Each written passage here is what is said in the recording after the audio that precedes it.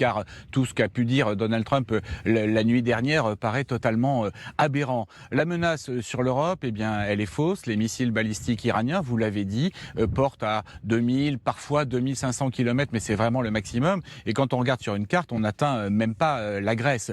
Quant à avoir des missiles intercontinentaux, c'est comme ça que ça s'appelle, qui pourraient parcourir les 10 000 km entre l'Iran et les États-Unis, si on part des environs de Téhéran, un peu à l'ouest, et qu'on arrive à New York, pour le moment, c'est vraiment, ça n'existe absolument pas. Et aucun pays allié de l'Iran ne serait prêt à lui offrir une telle technologie. On peut penser à la Russie, empêtrée dans ses problèmes en Ukraine, et c'est rien de le dire, embourbée en Ukraine, et à la Chine qui n'aurait aucun intérêt à le faire, à fournir cette technologie à Téhéran. La vraie menace, en revanche, elle est ici, elle est là où nous nous trouvons. D'abord, c'est la menace de fermeture du détroit d'Ormuz. On en parlera, j'imagine, un peu plus tard, parce qu'elle connaît très très bien ce sujet-là, qui est vraiment un sujet extrêmement grave pour l'économie mondiale et qui peut faire des dégâts au-delà même du militaire. Et puis, elle est pour les pays alliés des États-Unis dans le Golfe, Arabie Saoudite, Koweït, Qatar. Ça peut vraiment poser d'énormes problèmes, car les côtes iraniennes, là pour le coup,